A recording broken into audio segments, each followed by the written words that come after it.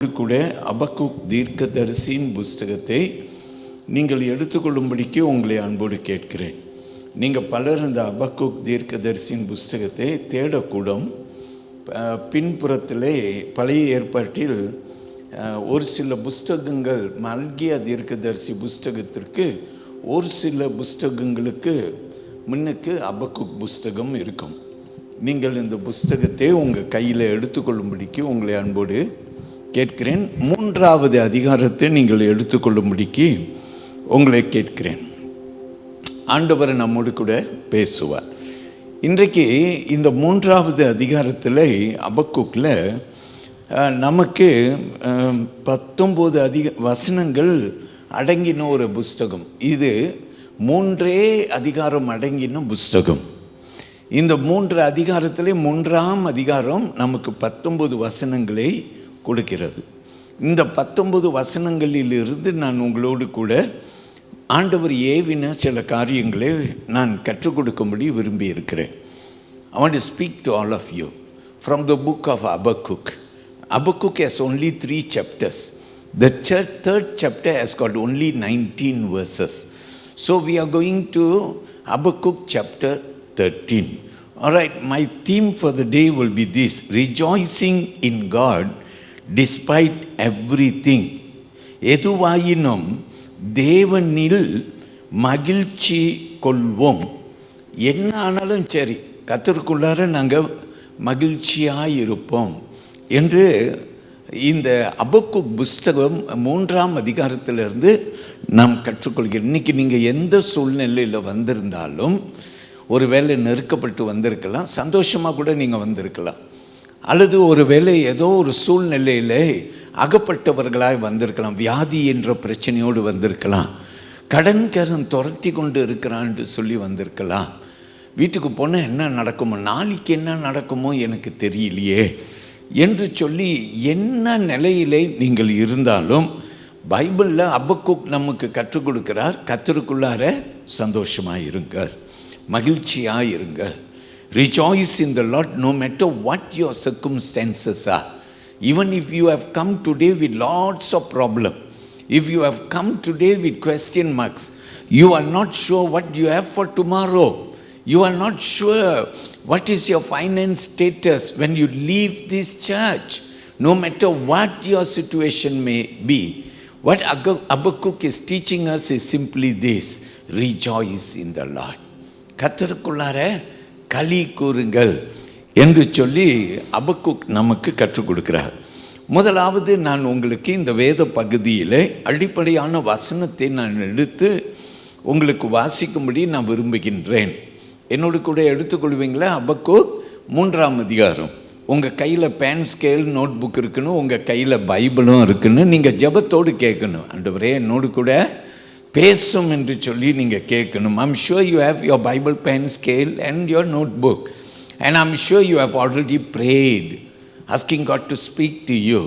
Okay, praise the Lord. Our key verse, நம்முடைய அடிப்படையான வசனம் 17 18வது வசனம். Our key verse will be verse 17 and 18. Though the fig tree may not blossom, no fruit be on the vines, though the labor of the olive may fail, and the fields yield no food, though the flock be cut off from the fold, and there be no herd in the stalls, yet I will rejoice in the Lord, I will joy in the God of my salvation. நாம் கேட்போமா? அத்திமரம் துளிர் விடாமற் போனாலும், திராட்சை செடிகளில் பழம் உண்டாகாமற் போனாலும், ஒலிவ மரத்தின் பலன் அற்று போனாலும், வயல்கள் தானியத்தை விளைவியாமற் போனாலும், கிடியில் ஆட்டு மந்தைகள் முதலற்று போனாலும், தொழுவத்திலே மாடு இல்லாமற் போனாலும், நான் கர்த்தருக்குள் மகிழ்ச்சியாயிருப்பேன், நான் கர்த்தருக்குள் மகிழ்ச்சியாயிருப்பேன், என் ரட்சிப்பின் தேவனுக்குள் களி கூறுவேன். என் ரட்சிப்பின் தேவனுக்குள் நான் என்ன செய்வேன்? களி கூறுவேன். நீங்கள் என்ன செய்யணும்? கோடிட்டு கொள்ளணும். வசனத்தை குறிப்பிட்டு வசனம் 18 கோடிட்டு கொள்ளுங்கள். அந்த வசனத்தின் மேலே கையை வைத்து நீங்கள் ஜபிக்கலாம். இந்த 2 வசனத்தை நீங்கள் உங்களுடைய புஸ்தகத்தில் எழுதி வைத்து கொள்ளலாம். அல்லது எங்கேயாவது நீங்கள் எழுதி கொள்ளலாம்.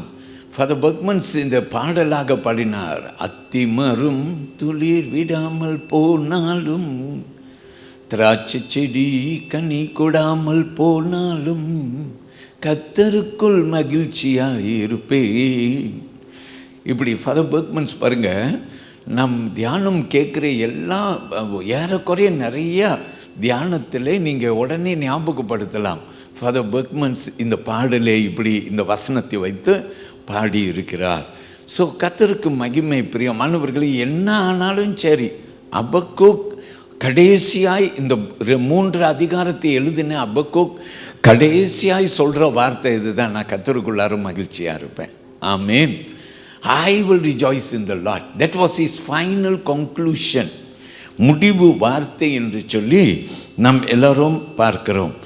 இன்றைக்கி நான் உங்ககிட்ட சில காரியத்தை நான் ஞாபகப்படுத்தலாம். முதலாவது ஜெபம். எத்தனை முறை நீங்கள் ஜெபம் பண்ணி இருக்கிறீங்க? எத்தனை ஜெபங்கள் கேட்கப்பட்டிருக்குது? எத்தனை ஜெபங்கள் நீங்கள் ஃபீல் பண்ணுறீங்க, ரொம்ப நாளாக ஜெபம் பண்ணிகிட்ருக்கிறேன், என் ஜெபம் இன்னும் கேட்கப்படலையே, என் ஜெபம் இன்னும் கேட்கப்படலையே, நீங்கள் புலம்பிக் கொண்டிருக்கிறீங்க.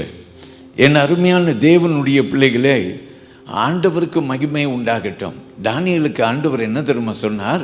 தானியேலே, நீ ஜெபித்த முதலாவது நாளே உன் ஜெபம் கேட்கப்பட்டது. ஸோ அதனால் நான் நம்புகிறேன், ஆண்டவர் நம்முடைய ஜெபத்தை கேட்கிறவர். ஒரு ஆமீன் சொல்லுங்கள். நீ ஜெபம் பண்ணின முதலாவது நாளே ஆண்டவர் என்ன செய்கிறார்? உன் ஜெபத்தை கேட்கிறார். If God was able to tell Daniel, the very first day you prayed, your prayer was heard. But it took how many days? It took 21 days. 21 நாள் ஆனிச்சு டேனியல். இப்போது தேவனுடைய தூதன் ஆண்டவருடைய செய்தியோடு வந்திருக்கிறான். அல்லேலூயா. கர்த்தருக்கு மகிமை உண்டாகட்டும். சில சமயத்தில் சில நம்முடைய தேவைகள் சந்திக்கப்படாமல் இருக்கலாம்.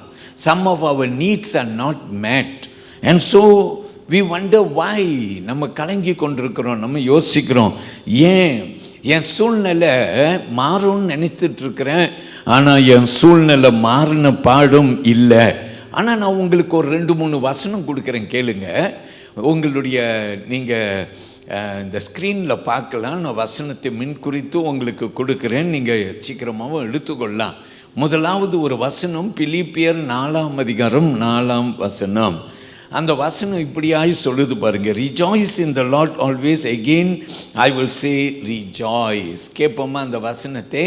கர்த்தருக்குள் எப்பொழுதும் சந்தோஷமாய் இருங்கள். கர்த்தருக்குள் எப்பொழுதும் எப்படி இருங்க? சந்தோஷமாய் இருங்க. சந்தோஷமாய் இருங்க. மறுபடியும் இந்த பவுல் சொல்றாரு, சந்தோஷமாய் இருங்கள் என்று மறுபடியும் சொல்லுகிறேன் என்று சொல்லுகிறார். பிரைஸ் தி லார்ட் சொல்லுங்க. ஹல்லேலூயா. பிரியமானவர்களே, அபக்கூக் பழைய ஏற்பாட்டில் சொன்னார், புதிய ஏற்பாட்டில் பவுல் அதை மறுபடியும் வலியுறுத்தி சொல்ல, கர்த்தருக்குள்ளார எப்படி இருங்க? சந்தோஷமாக இருங்கள். ஆமேன். ஏன்னா எனக்கு நிறைய வசனங்கள் ஞாபகத்துக்கு வருது பாருங்க. என்ன வருதுனாக்கா, தீமையான அனைத்தையும் நன்மையாய் மாற்றி கொடுப்பாராம். ஆமேன். இன்றைக்கி உங்கள் வாழ்க்கையில் எல்லாமே தீமையாக நடந்து கொண்டு இருக்குதுன்னு நீங்கள் புலம்பிட்டு இருந்தால் கூட கவலைப்படாதீங்க. காரணம் என்ன? ஆண்டவர் அதை மாற்ற வல்லவராக இருக்கிறார், மாற்றி போட பெரியவராக இருக்கிறார். அல்லேலூயா. இப்போ இன்னொரு வசனம் பாருங்கள். 1 தெசலோனிக்கர் புஸ்தகத்தில் 5ஆம் அதிகாரம் வசனம் 16, 17, 18வது வசனம். ஓகே, நான் ஆங்கிலத்திலே சில பகுதியை மட்டும் வாசிக்கிறேன், தமிழில் நம்ம ஃபுல்லாக கேட்கலாம். ரிஜாய்ஸ் ஆல்வேஸ், ப்ரே வித்வுட் சீசிங், இன் எவ்ரிதிங் கிவ் தேங்க்ஸ். இதான் நம்முடைய வலியுறுத்துதல் பாருங்க. கேட்போமா? எப்பொழுதும் சந்தோஷமாய் இருங்கள், இடைவிடாமல் ஜெபம் பண்ணுங்கள், எல்லாவற்றிலேயும் ஸ்தோத்திரம் செய்யுங்கள், அப்படி செய்வதே கிறிஸ்து இயேசுவுக்குள் உங்களை குறித்து தேவனுடைய சித்தமாக இருக்கிறது. பிரைஸ் தி லார்ட் சொல்லுவோம். ஆமென். தேவனுடைய சித்தம் இதுதாங்க. ஆண்டவருக்குள்ளார என்ன செய்யுங்க? எப்போதும் சந்தோஷமாக இருங்க, இடைவிடாமல் ஜெபம் பண்ணுங்க, எல்லாவற்றுக்கும் நன்றி சொல்லுங்க. அல்லேலூயா. எல்லாவற்றுக்கும் நன்றி சொல்லுங்க. இட்ஸ் நாட் ஈஸி, இல்லை, இது சுலபம் கிடையாது. ஆனால் வேதம் கற்றுக் கொடுக்கிறது.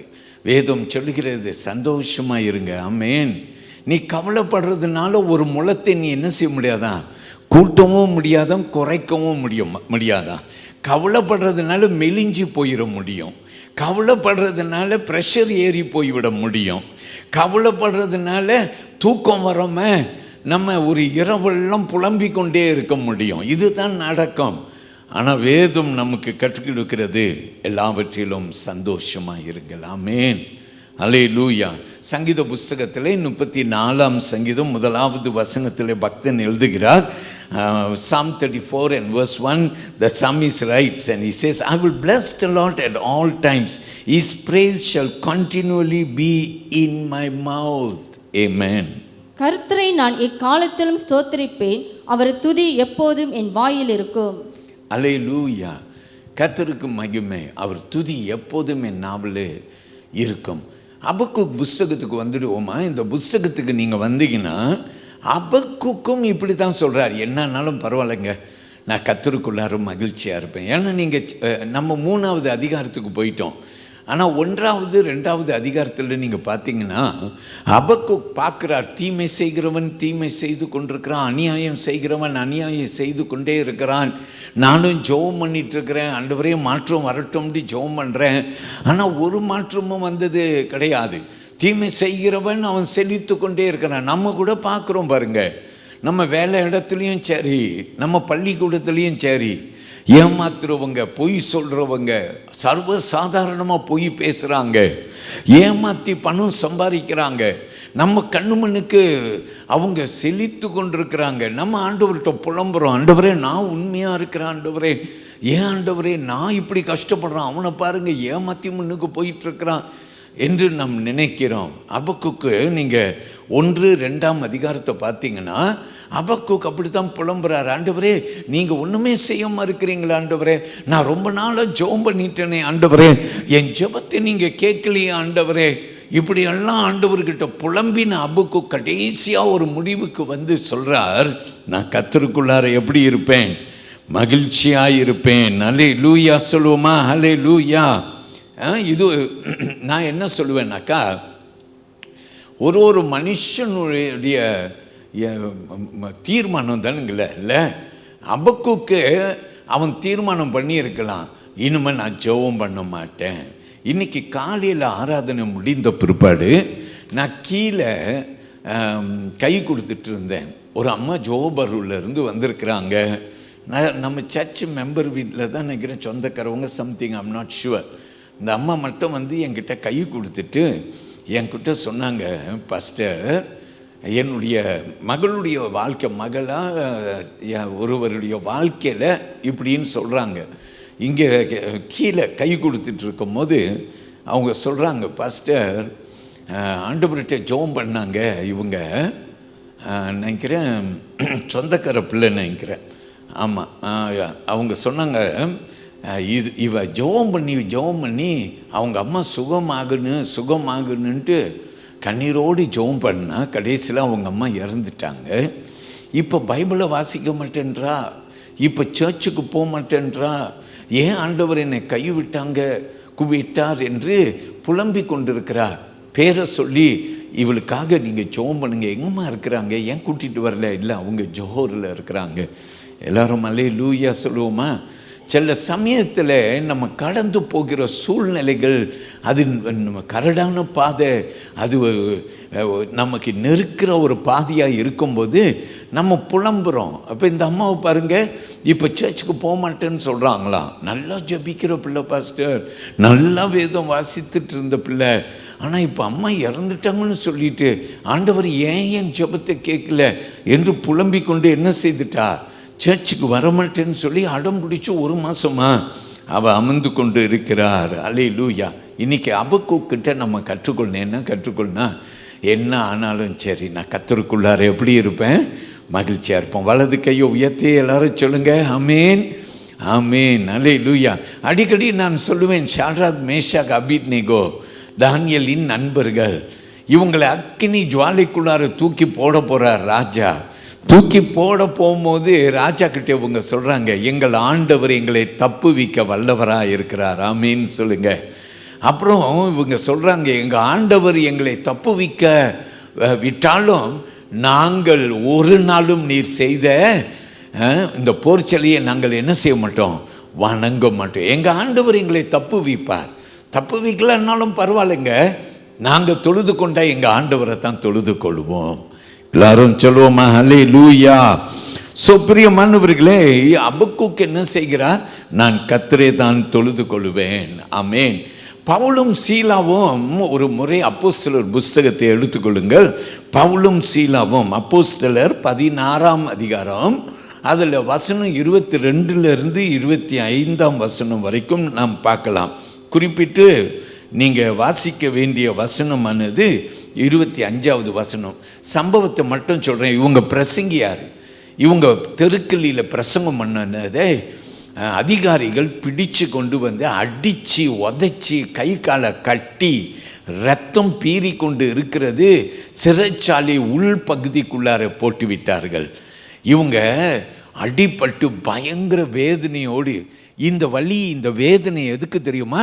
ஆண்டவரை பற்றி பேசுனதுக்கு தான். அல்லேலூயா. உலகம் ரொம்ப பொல்லாதுங்க, ரொம்ப பொல்லாத உலகம்.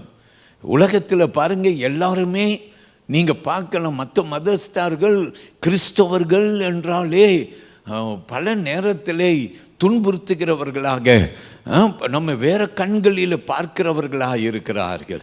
அல்லேலூயா. ஆனால் கிறிஸ்தவர்கள் அன்பு நிறைந்தவர்கள். அல்லேலூயா. பிரியமான தேவ பிள்ளைகளே, பவுலும் சீலாவையும் அடித்து போட்டுட்டாங்க. சிறைச்சாலைக்குள்ளார அவங்க காயத்தோடு கிடக்கிறாங்க. அல்லேலூயா. ஆனால் என்ன செய்தாங்களா? வசனம் 25 கவனிங்க.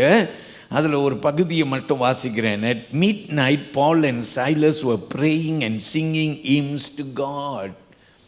அல்லேலூயா. பவுலும் சீலாவும் ஜெபம் பண்ணி தேவனை துதித்து பாடினார்கள். அல்லேலூயா. நடு ராத்திரியில் நல்லா அடிபட்டு தெரியல. நீங்கள் யோசிச்சு பாருங்க, நீங்கள் தான் பவுலா சீலாவா இருந்திருந்தா என்ன பண்ணியிருப்பீங்க? முறுமுறுத்திருப்பீங்களா? கோவப்பட்டிருப்பீங்களா? ஆண்டவரே, உங்கள் ஊழியத்தை தானே செஞ்சேன், நான் ஏன் இவ்வளோ உபத்திரவத்தை அடுத்த வாட்டி பேச மாட்டேன் தெரியும் ஆண்டவரே, உங்களை பற்றி யாருக்கும் சொல்ல மாட்டேன் தெரியும் ஆண்டவரே, நான் ஏன் இதெல்லாம் கடந்து போகணும்? அல்லேலூயா. பவுலும் சீலாவும் எல்லா நேரத்துலையும் கர்த்தருக்கு நன்றி சொன்னாங்க. அடிபட்டு ரத்தம் பீறி கொண்டு இருக்கிறது, அவங்க கர்த்தருக்குள்ளார சந்தோஷமாய் பாட்டு பாடிட்டு இருக்கிறாங்க. அல்லேலூயா. பாடிக்கொண்டிருக்கிறாங்க. நீங்கள் தொடர்ந்து பார்த்தீங்கன்னா அந்த காவல்காரன் இவங்க பாடுறதை கேட்டுகிட்டே இருக்கிறான். அவன் மனசுக்குள்ளார இவங்க பாடின பாட்டு ரட்சிப்பை கொண்டாந்துருச்சு பாருங்க. யாருக்கிட்ட கிரியை செய்வார் ஆண்டவர்னு தெரியாது. ஆண்டவர் நிச்சயமாய் கிரியை செய்ய வல்லவராயிருக்கிறார். அல்லேலூயா.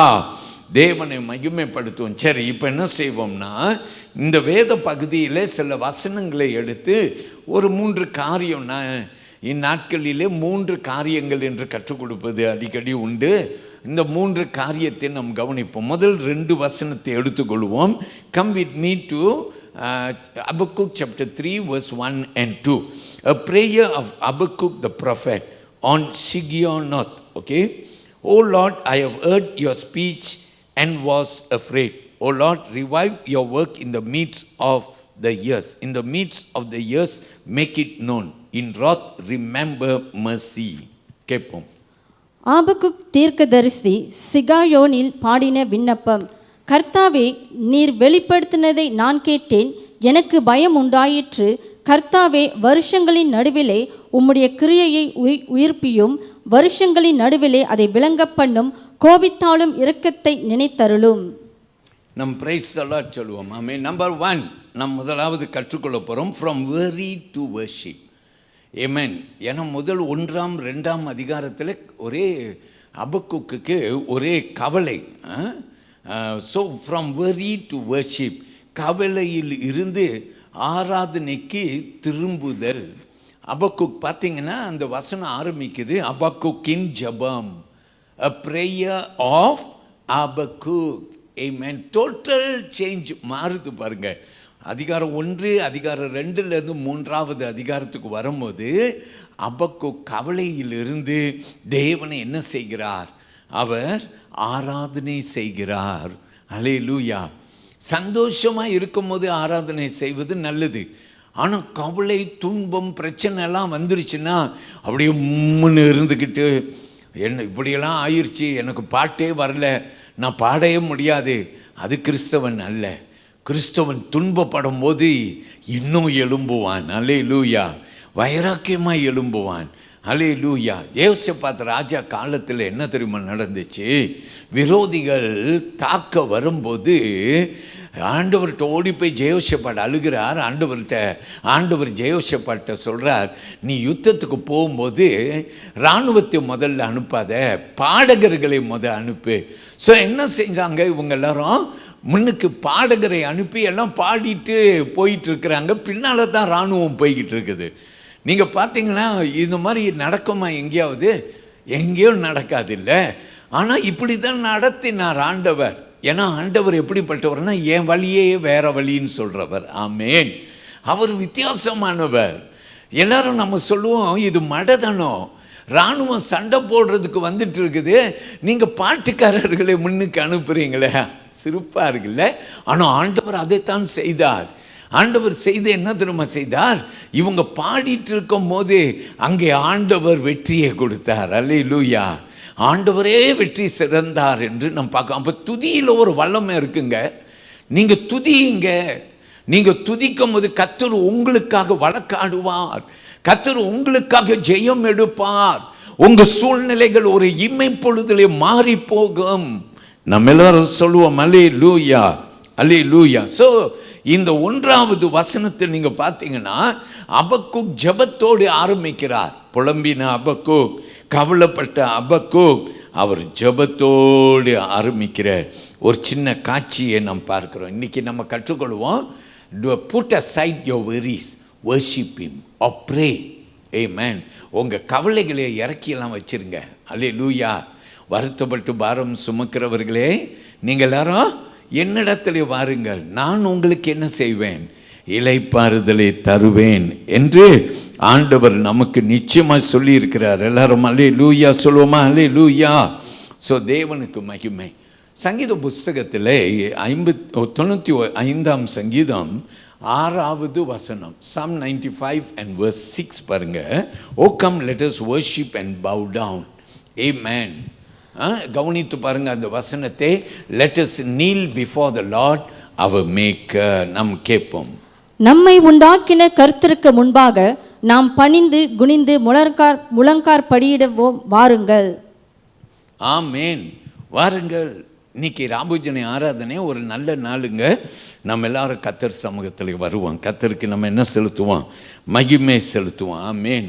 ஏசியா புஸ்தகத்தில் நீங்கள் 41ஆம் அதிகாரம் 10வது வசனத்தை பார்த்தீங்கன்னா, fear not for I am with you.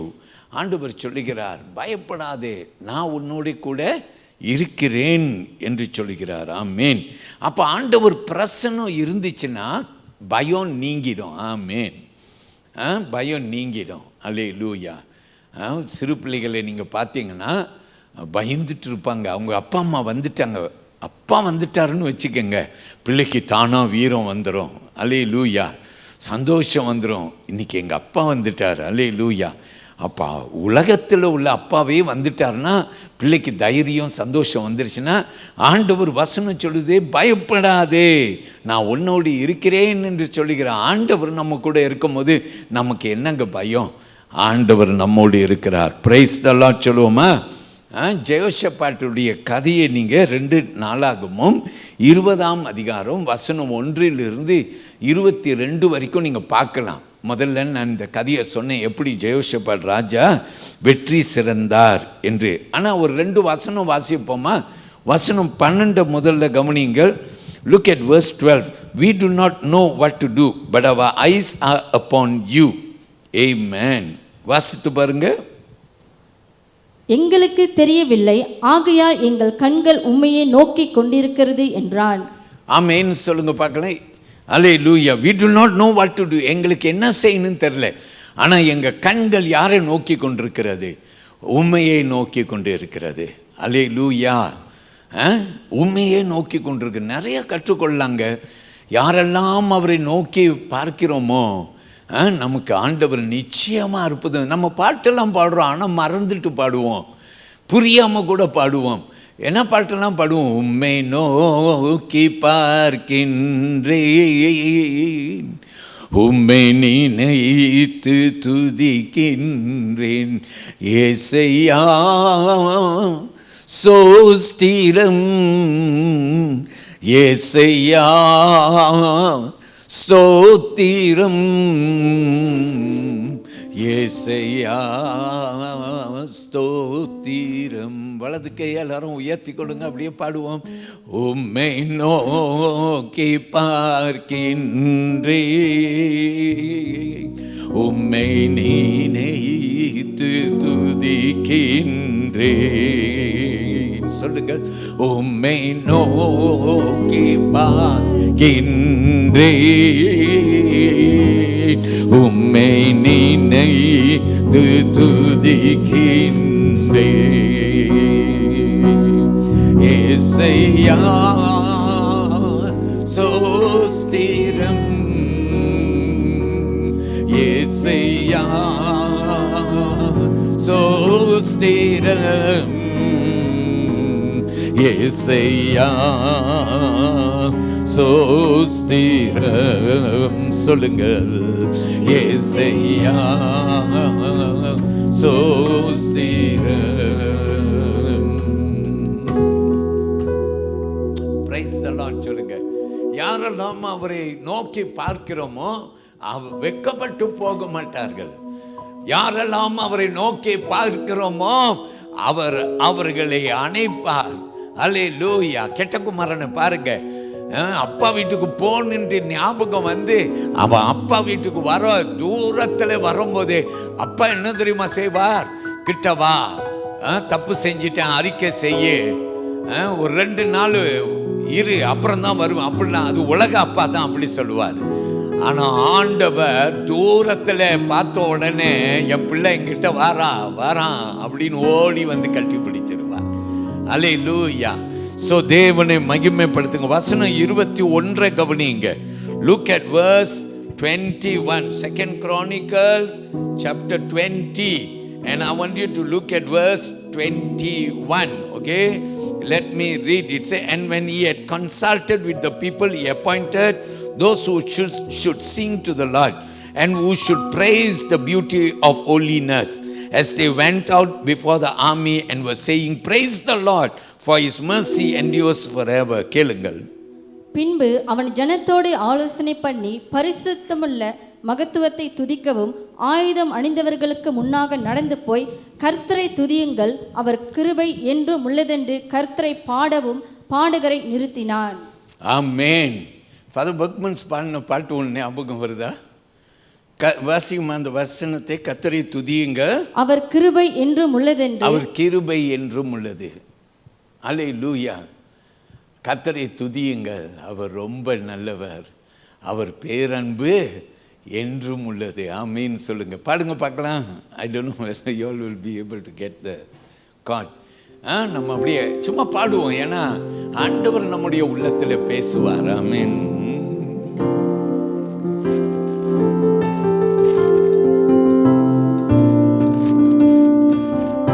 கையை தட்டி கர்த்தரை துதியுங்கள், அவர் ரொம்ப நல்லவர், அவர் பேரன்பு என்றும் உள்ளது. கர்த்தரை துதியுங்கள், அவர் ரொம்ப நல்லவர், அவர் பேரன்பு என்றும் உள்ளது. ஒருவராய் மாபெரும் அதிசயங்கள் செய்தாரே, வானங்களை ஞானமாய் உண்டாக்கி மகிழ்ந்தாரே. சொல்லுங்க. ஒருவராய் மாபெரும் அதிசயங்கள் செய்தாரே, வானங்களை ஞானமாய் உண்டாக்கி மகிழ்ந்தாரே. இன்று போற்றி புகழுவோம், நாம் உயர்த்தி மகிழுவோம். இன்று போற்றி புகழுவோம், நாம் உயர்த்தி மகிழுவோம். கர்த்தரை துதியுங்கள், அவர் ரொம்ப நல்லவர், அவர் பேரன்பு என்றும் உள்ளது. கர்த்தரை துதியுங்கள், அவர் ரொம்ப நல்லவர், அவர் பேரன்பு என்றும் உள்ளது.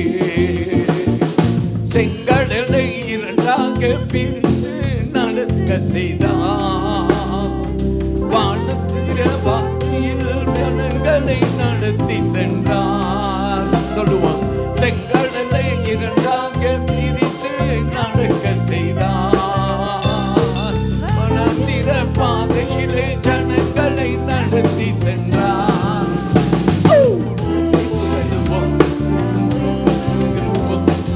போற்றி புகழுவோம், நாம் உயர்த்தி மகிழுவோம். கர்த்தரை துதியுங்கள், அவர் ரொம்ப நல்லவர், அவர் பேரன்பு என்றும் உள்ளது. கர்த்தரை துதியுங்கள், அவர் ரொம்ப நல்லவர், அவர் பேரன்பு என்றும் உள்ளது. சொல்லுங்களாமே. இரண்டாவது காரியத்தை எடுத்துக்கொள்ளுங்கள். அபக்கூக் 3ஆம் அதிகாரத்தில் வசனம் 17, 18 வசனம், அதே வசனங்கள் தான். ஓகே, 17, 18 வசனங்கள், அதாவது இன்றைய நம்முடைய திறவுகோள் வசனம். இந்த வசனங்களிலிருந்து நம்ம என்ன கற்றுக்கொள்ளலாம்னா, from verse 17 and 18, Habakkuk chapter 3 verse 17 and 18. The second lesson will be faith that rises above circumstances. Okay, சூழ்நிலைகளை மீறும் விசுவாசம் அல்லது மெல்லும், ஓகே, விசுவாசம் என்று நாம் கற்றுக்கொள்கிறோம். அல்லேலூயா. எந்த சூழ்நிலையும் உடைக்கக்கூடிய நம்முடைய ஆண்டவர். இன்னைக்கு நீங்கள் யார் எங்கே உட்கார்ந்திருந்து எந்த சூழ்நிலையை நீங்கள் கடந்து செல்கிறவர்களாக இருந்தாலும் ஆண்டவர் உங்களை தூக்கி எடுப்பார், சூழ்நிலையை மாற்றி போடுவார். நீ சூழ்நிலைக்கு மேலே நடப்பாய். அல்லேலூயா. நிறையா பேர் என்ன தெரியுமா, சூழ்நிலையில் மூழ்கி போயிடுவாங்க. கவலை வந்துடும், எல்லாம் வாட்டி எடுத்துரும். திரும்பி மீண்டு வார கட்டியும் அம்மா அப்பான்னு ஆயிரும். அந்த பிரச்சனை தீர்ந்து எழும்புகிற கட்டியும் இன்னொரு பிரச்சனை வந்துடும்.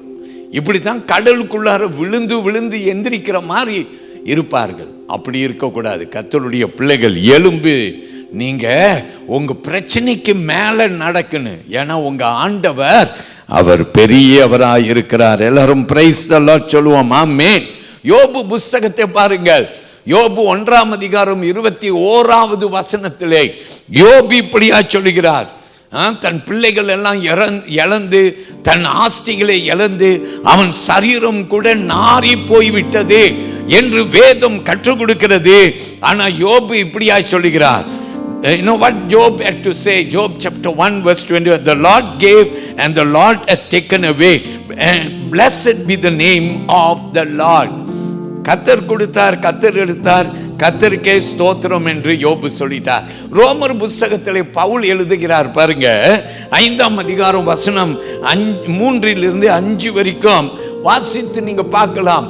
அந்த வசனத்திலையும் நம்முடைய பாடுகளிலே பவுல் ரோமர் புஸ்தகத்துக்கு கற்றுக் கொடுக்கிறார். that we should glory in our tribulation. நமக்கு பாடு வரும், பாடுல நீங்க என்ன செய்யணுமா, கர்த்தருக்குள்ளார மகிழ்ந்து. யாக்கோபு என்ன எழுதுகிறார் பாருங்க, ஜேம்ஸ் chapter 1 and verse 2 பாருங்க. count it all joy when you fall into various trials. வசனம் சொல்லுங்க, அதாவது நீங்க பலவிதமான சோதனைகளுக்குள்ளார அகப்பட்ட போது என்ன செய்யுங்க, என் சகோதரரே, நீங்கள் பலவிதமான சோதனைகளில் எங்கப்பா அகப்படும் போது, அடுத்தது உங்கள் விசுவாசத்தின் பரீட்சையானது பொறுமையை உண்டாக்கும் என்று அறிந்து அதை மிகுந்த சந்தோஷமாக எண்ணுங்கள். எல்லாரும் ஆமென் சொல்லுங்க. Price the Lord. பிரியமானவர்களே, கவலைப்படாதீங்க, ஆண்டவர் நல்லவர். சரியா, பரீட்சையை கர்த்தர் என்னதான் பார்க்கிறார், நன்மையா பார்க்கிறார். யோபை குறித்து நம்ம இப்படி கற்றுக்கொள்கிறோம். எல்லாத்தையும் இழந்தோம், யோபு தேவனுடைய நாமத்தை மகிமைப்படுத்தினார். 3வது காரியத்தை கற்றுக்கொள்ளும் கேட்போம். ஹபக்கூக் 3ஆம் அதிகாரம் 19வது வசனம். Look at verse 19. The Lord is my strength, he will make my feet like deer's feet, and he will make me walk on my high heels. Amen. ஆண்டவராகிய கர்த்தர் என் பலன், அவர் என் கால்களை மான் கால்களை போலாக்கி உயரமான ஸ்தலங்களில் என்னை நடக்க பண்ணுவார். ஆமென். நல்ல கவனிங்க, மான் கால்களை குறித்து பேசுகிறார். ஆமென் சொல்லுங்க. ஸோ நம்ம மூணாவது லெசன், ஸ்ட்ரெங்த் இன் த லார்ட் அலோன். சரியா? கர்த்தர் இடத்தில் மட்டுமே பலன். ஆமென் சொல்லுவோம். பிரைஸ் தி லார்ட் சொல்லுங்க. ஆமென். நம்ம பலன் வேற யார்கிட்ட போனாலும் எல்லாரும் கை விட்டுருவாங்க. சொந்தக்காரன் கூட கை விட்டுருவான். நெருங்கின நண்பன் கூட நம்மளை ஏமாத்திட்டு போய்கிட்டே இருப்பான். அல்லேலூயா. ஆனா கர்த்தருடைய பலன் நம்முடைய பலனா இருக்க வேண்டும். இங்க அபக்குக் சொல்றார், ஆண்டவர் என்ன செய்வார்? என் கால்களை மான்களின் கால்களை போல் அவர் என்ன செய்வாராம்? பலப்படுத்துவாராம். ஏன்னா மானுடைய கால், why does the Bible speak about the deer's feet? Because the deer, நீங்க பார்த்தீங்கன்னா இந்த மான் துள்ளி குதிக்கோங்க. எல்லா இடத்துலையும் என்ன மாதிரி சூழ்நிலையும் சமாளித்து ஓடிடும். ஃபாதர் பர்க்மன்ஸ் பாடும்போது ஒரு பாட்டில் சொல்றார், மான் கால்கள் எனக்குண்டு மறவாதே. என்ன பாட்டு சொல்லுங்க பார்க்கலாம். அது பிரியாம் ஆனவனே பாடுவோமா? ஏன்னா இந்த மான் கால் இருக்குல்ல, it talks about the feet of a deer actually resembles or represents stability. Amen. Stability na பலன், அசைக்கப்படுவது இல்லை. ஆமென். பாடுங்க, எங்க கூட சேர்ந்து கையை தட்டி பாடுங்க. கடைசி ஒரு பாடலாய், இந்த பிரசங்கத்தோடு வருகிற ஒரு பாடலாய், பிரியமானவனே என் ஆத்துமா உன் ஆத்துமா வாழ்வது போல. கையை நல்லா தட்டி